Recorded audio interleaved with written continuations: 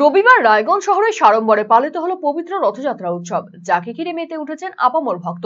সামনেই রায়গঞ্জ বিধানসভার উপনির্বাচন, তাই রথ উৎসবে সামিল হয়েছেন উপনির্বাচনের প্রার্থীরাও। এদিন রায়গঞ্জের তুলসীতলায় রথযাত্রা উৎসবে উপস্থিত হন রায়গঞ্জের বিজেপি প্রার্থী মানস কুমার ঘোষ।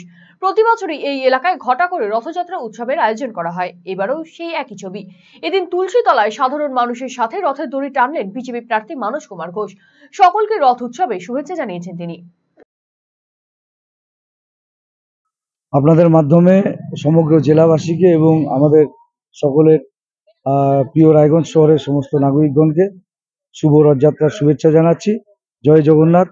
প্রভু জগন্নাথের চরণতলে প্রণাম জানিয়ে আজকের এই শুভ দিনে আমাদের প্রথামাফিক যে রথযাত্রা উৎসব, সেই রথযাত্রা উৎসবে এই তুলসীতলার সকল মানুষের সাথে সামিল হলাম এবং রথের রশি টেনে জগন্নাথ দেবকে তার মাসির বাড়ি নিয়ে যেতে সকলের সাথে সমবেত হয়েছি। এটাই রায়গঞ্জের বিভিন্ন জায়গাতেই রথের রশি টানতে আমরা যাই এবং রথযাত্রা উৎসবে আমরা সামিল হই।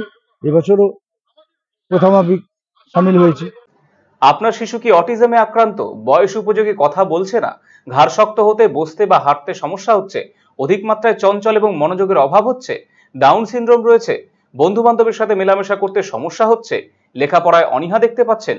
এই সমস্ত সমস্যার homeopathy, physiotherapy, occupational therapy, special education, behaviour therapy, speech therapy, counselling এবং গ্রুপ ক্লাসের মাধ্যমে সমাধান করা হয় সেবানিকেতনে।